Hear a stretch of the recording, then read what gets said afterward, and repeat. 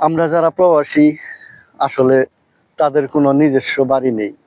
কারণ প্রবাসীরা যখন দেশে যায় তখন তাদের মনে হয় যে আত্মীয় বাড়ি এসেছে। আত্মীয় যেমন বাড়িতে অন্যের মেহমান বাড়িতে বেড়াইতে যায়, ঠিক তেমনি এক প্রবাসী সে যখন ছুটিতে যায় মনে হয় সে বাড়িতে গেছে।